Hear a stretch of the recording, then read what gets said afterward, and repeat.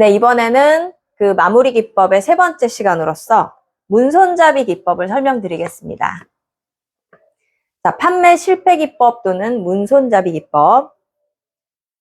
프레젠테이션이 종료되었을 때요, 고객이 구매 결정을 내리지 않았어요. 그리고 그 이유조차 말을 해주지 않으면 판매 실패 기법 또는 문손잡이 기법을 활용을 해서 구매 결정을 막는 이유를 한번 찾아볼 수가 있습니다.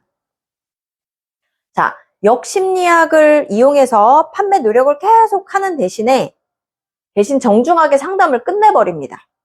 그리고 고객님, 시간 내주셔서 정말 고맙습니다 하고 일어납니다.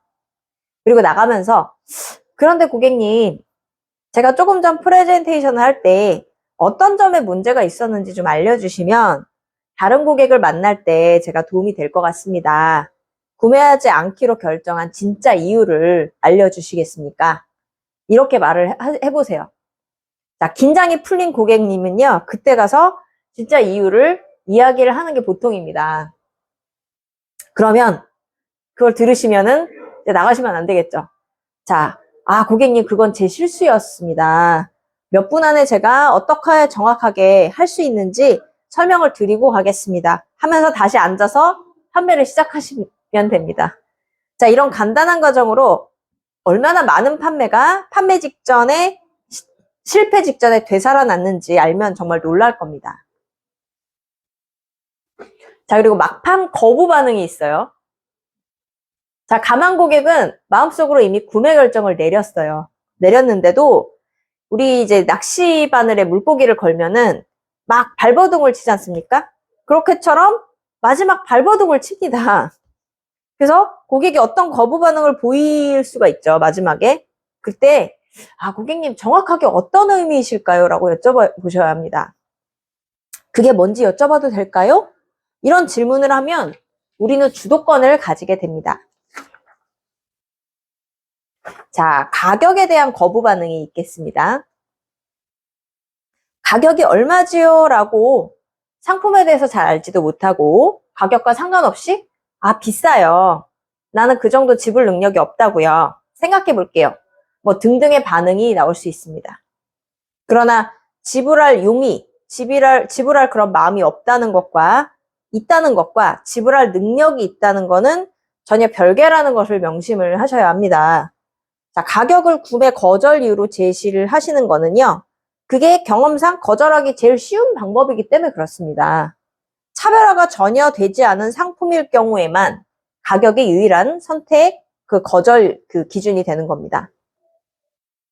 자, 우리가 할 일은 비가격적, 가격 요인이 아닌 다른 요인을 토대로 해서 우리 상품을 차별화하는 그런 차별점을 찾으시고, 가격이 아니라 내 고객이 받는 혜택, 이익, 여기에만 초점을 맞춰서 판매 프레젠테이션을 하시는 겁니다. 그러면 가격을 논의할 올바른 시기가 언젠가, 이게 또 궁금해지는데요. 자, 가격과 비용은 큰 차이가 있어요. 가격은 처음에 상품을 구매할 때 소요되는 금액이고요. 비용이라는 거는 이 상품을 사용하는 그 기간에 걸쳐서 계속 사용되는 그 금액을 말합니다. 만약에 싼 거를 샀을 수 있어요. 처음에 구입 가격은 싼데 끝에 가서 고비용인 경우가 있고요. 처음 구입 가격은 조금 가격이 나가지만 비쌀 수 있지만 쓰는 기간 대비 전체적으로 따지면 저비용인 경우도 있습니다. 네, 이게 바로 가격 문제를 다루는 열쇠가 되는 겁니다. 가격이 너무 비싸요 하면 우리는 고객님 그렇게 느끼시는 이유가 뭘까요? 라고 질문을 하시면 됩니다. 한 가지 주의점은, 자, 가만 고객이 우리 상품을 구매하고 싶다고 분명히 말을 하기 전까지는 가격을 양보하거나 가격 할인을 해주시면 안 됩니다. 자, 가격 할인을 고객의 구매 욕구를 불러일으키는 도구로 사용하지 말아야 합니다. 자, 가격 대 가치, 가만 고객의 관점에서 살펴보도록 하겠습니다. 고객님은 자신의 시각에서 상품을 봅니다. 고객님의 지속적인 가격 저항은요, 이게 나에게 어떤 이익이 있습니까? 라는 무언의 질문에 대해서 세일즈맨이 아직도 만족스러운 답변을 주지 못했기 때문에 나오는 그런 징표라는 겁니다. 자, 우리 상품 구매에 그렇게 큰 돈이 들지 않는다는 것을 알려주셔야 돼요. 자, 가만 고객이 우리 상품 가격을 경쟁사랑 비교를 해요. 그때 총액에 대해서 이야기하실 필요는 없어요. 자, 양쪽의 가격 차이만 정당화하시면 됩니다. 자, 그리고 공감대 형성 기법이 있는데요. 가만 고객님이 살 돈이 없어요. 너무 비싸요. 이렇게 말을 할 경우에 고객님 느낌을 잘 이해합니다. 왜 그러시는지 압니다. 라는 말은 우리가 진심으로 고객을 생각한다는 걸 알려주고 마음을 열게 해주는 그런 멘트예요. 자, 지불한 만큼 받기가 있는데요. 자, 고객님이 가격에 집착을 해. 그래서 이 물건의 가치에 대해서 프레젠테이션 기회를 잘 안 줄 때가 있어요. 자, 그때 이 방법을 한번 써보세요. 고객님, 죄송하지만 지금까지 싸구려 물건을 샀는데 나중에 품질이 좋은 적이 있으셨나요? 라고 물으세요. 그럼 고객님이 아니요라고 인정을 하게 될 겁니다. 자, 지불한 만큼 받는다는 것은 진실입니다. 공짜가 없습니다. 돈을 조금 지불하면서 좋은 물건을 사려고 하면 안 되는 게 아닙니까? 하시면 고객님이 분명히 인정을 할 겁니다. 자, 판매 마무리 단계에서 또 중요한 부분은요. 자, 판매 상담의 서두에서도 가장 중요한 것은 바로 인간관계였어요. 인간관계 형성이 안 되면 그 다음 단계로 한 발짝도 앞으로 나아갈 수가 없게 되겠죠. 자, 판매 과정에 있어서 무한히 강조하고 중요한 것은요. 우리가 따뜻한 사람, 우호적인 사람, 유능하고 도움을 주는 그런 친절한 세일즈 컨설턴트라는 이미지를 구축을 하는 거예요. 자, 가만 고객이 주문서에 서명을 하고 나면 이 가만 고객은 내 진짜 고객으로 변하고요. 그리고 세일즈맨은 이 상품의 이제 나머지 배달, 대금 지불이 잘 이루어지고 고객이 만족하도록 추후에 모든 서비스에 노력을 기울이셔야 합니다.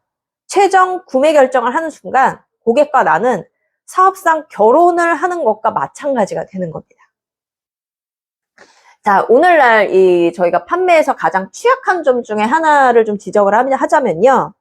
세일즈맨들이 판매 과정을 최종 순간까지 잘 끌고 가 놓고 마지막에 가만 고객의 기분을 상하게 한다든지 반감을 살지 모르는 두려움 때문에 구매하세요 라는 요청을 망설이는 겁니다. 네, 고객은 가르치려고 하거나 지시하듯이 말하는 세일즈맨을 싫어하고요.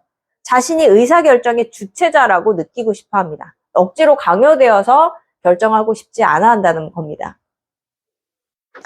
자, 판매 마무리 10가지 조건을 말씀을 드리겠습니다. 자, 고객이 우리가 판매하는 상품을 원해야 합니다. 그리고 우리 제안이 마음에 든다는 욕구를 고객이 명확히 표현을 해주셔야 합니다. 그리고 고객님이 우리 회사를 신뢰해야 하고요. 고객님 우리 상품을 역시 필요로 하셔야 합니다. 그리고 고객님이 제품을 사용할 수 있어야 하고 고객님이 지불 능력이 있어야 합니다. 그리고 고객이 우리 판매 제안의 성격과 범위를 완전히 이해하셔야 합니다. 세일즈맨은 판매를 완전히 성사시키고자 하는 열망을 가지고 있어야 하고요. 자, 세일즈맨에게 열정이 느껴지지 않는다? 그러면 고객도 사실 별로 의욕이 생기지 않기 때문에 구매 결정을 미뤄지는 겁니다.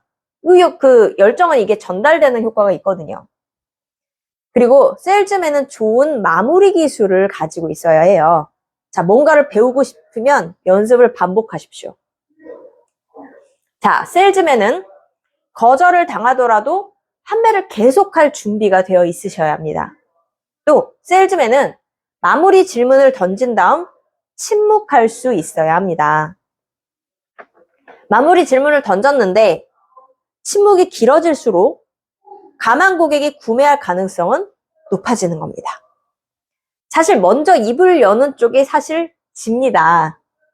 고객이 우리 질문에 대해서 심사숙고하는 동안 침묵을 하는 거는 사실 엄청난 절제를 요구를 합니다만은 결국에는 큰 보상으로 오게 되는 겁니다.